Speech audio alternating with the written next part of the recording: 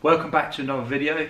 In this video I'm going to show you this, which is my new bucket seat for the driver's side of my drift car. I will go through a few of the bits and pieces that you want to look out for if you're buying a bucket seat, and also a little bit of history on my car and the seat that I've used. So starting with my seat, the current seat that I have is an OMP bucket seat. I believe it's like a fiberglass frame, fully covered in material. It is FIA approved. The FIA sticker date was 05, December 05, so I think that is the date that it was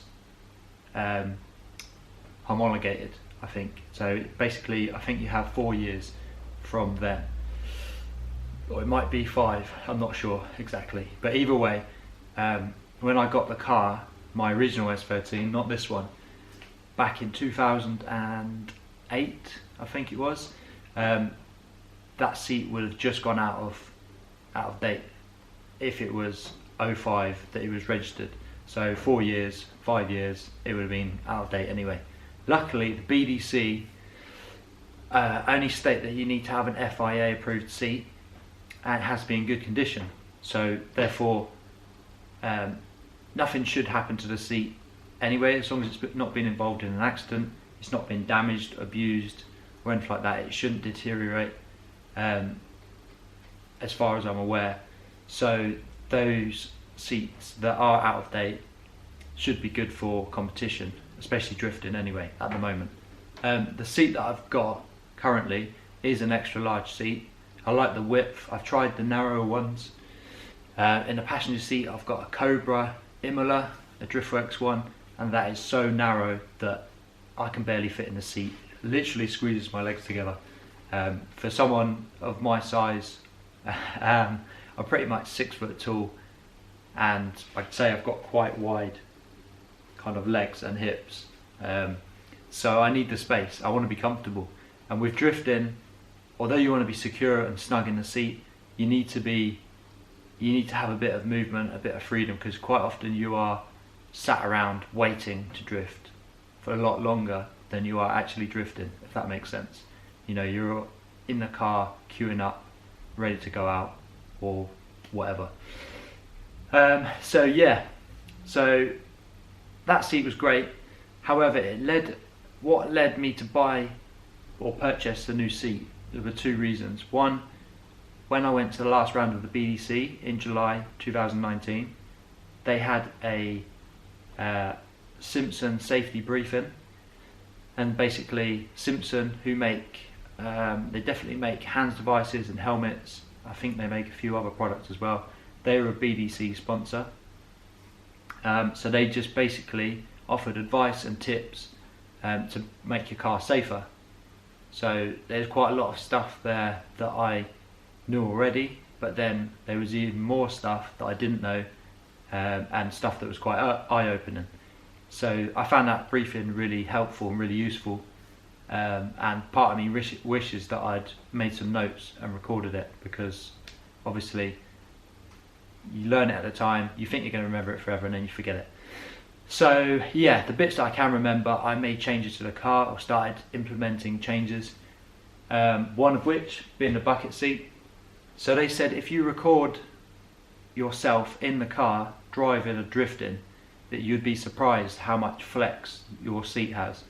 And yeah, I would say they're probably right. If you grab the seat and shake it side to side, the current one that I've got, there is quite a lot of flex in it.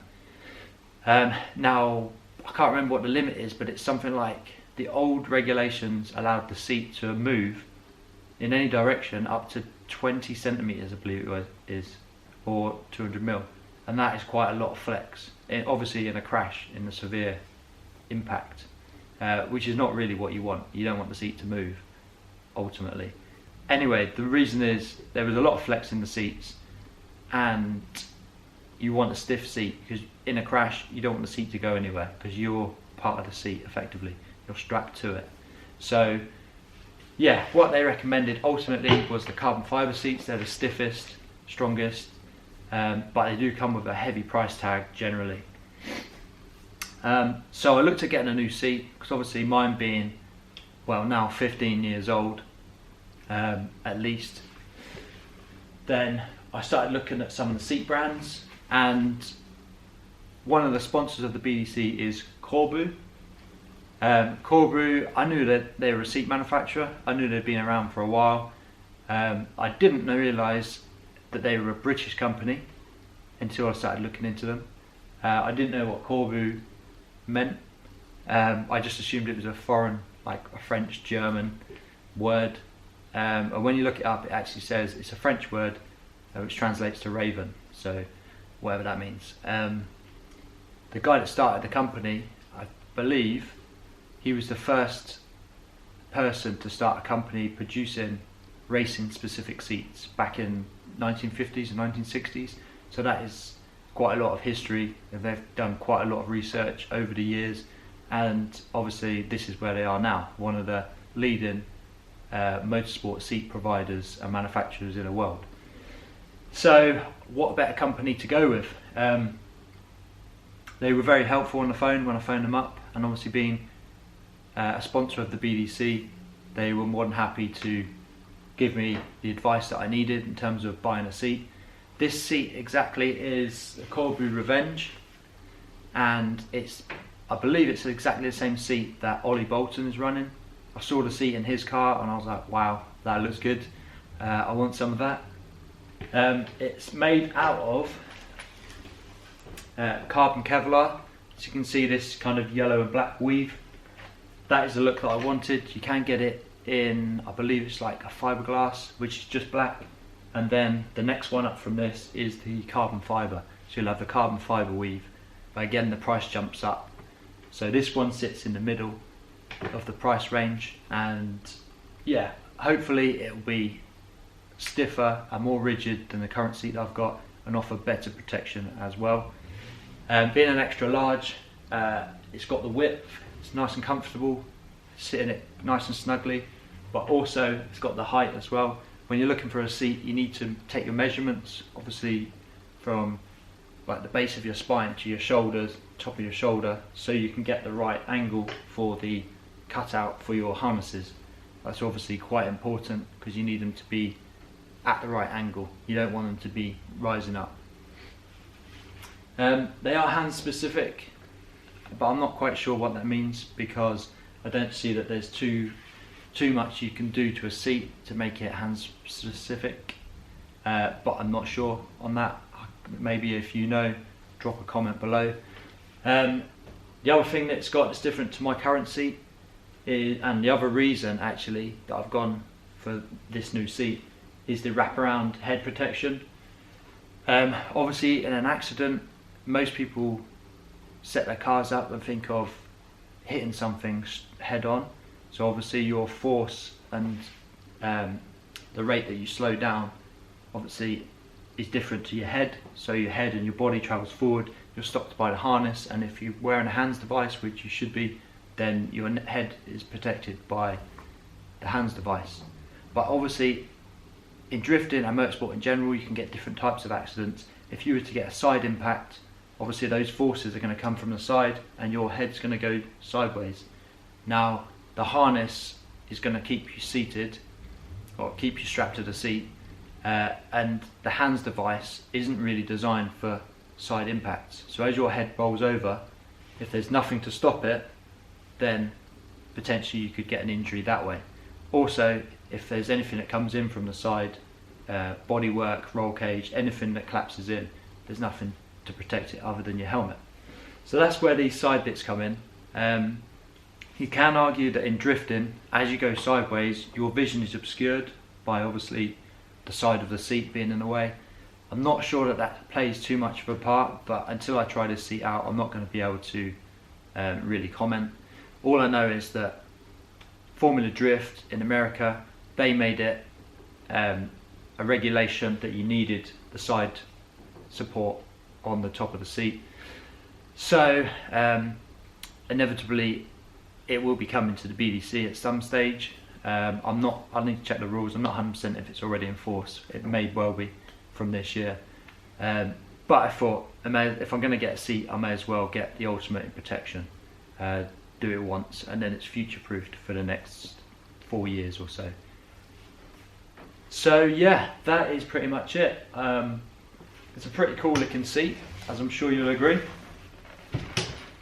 The customer service from Corbeau has been exceptional. I mean, they delivered it quickly, and they were obviously very helpful and friendly on the phone. Along with this seat, I also got the alley side mounts. So those are the mounts that go on the sides. They're like L-shaped mounts, which I will show you now. So the alley mounts that I've got are again Corbeau, and apart from looking good in silver, they're also a bit lighter than the steel ones. They're made of a thicker aluminium, so I guess the idea is you can have a thicker material because it's lighter, and then therefore it'll be more rigid, I believe. But yeah, pretty happy with them. They're in like a raw finish, as you can see, so they should go well with the side of the car, side of the seat even.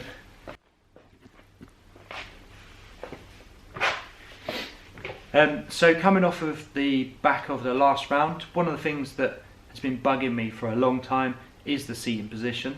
The seat, for me, was always too high.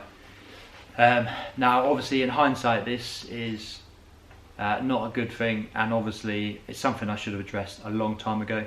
But if I turn to the right, my helmet taps the roll cage. I should have addressed it sooner, and basically the Simpson safety briefing definitely flagged it up as a major thing that I needed to change. So along with the seat, I will be making adjustments to the seat rails. They will be mounted directly to the floor with obviously the relevant tubing and brackets. So yeah, hopefully I can sit as low as possible, and that way I'll be safer and also have a better view. I should have a better view of the road instead of basically having the sun visor or the sun strip, should I say, like obscuring some of my vision. So that is the theory anyway, so we'll see how that works out. But yeah, I will make another video, and that will feature me setting about fabricating the seat mounts and stuff, and mounting the seat in as well. So if you are looking to buy a bucket seat for your car, one thing to mention is I believe these side mount bits are not road legal. I definitely know that you can't, or you shouldn't, take them on the track for, say, the Nürburgring, because it's a public road. I know that they can get funny with those from what I was looking into. I probably wouldn't put these in a road car. I know that Corbeau do a different style of seat, or basically the same style of seat but minus the side protection. So that would be more suited to a road car in my opinion. So yeah, maybe if it's a drift car that you drive on the street, on the road, then yeah, definitely look at the other options that Corbeau have got available. But if it's a competition car, an all-out comp car, then I highly recommend the side protection, for obvious reasons basically. But yeah, that is my new driver's seat for the 2020 season. Looking forward to trying it out and looking forward to getting it in the car, and obviously a big thank you to Corbeau for supplying me the seat and for all the help in choosing the right one.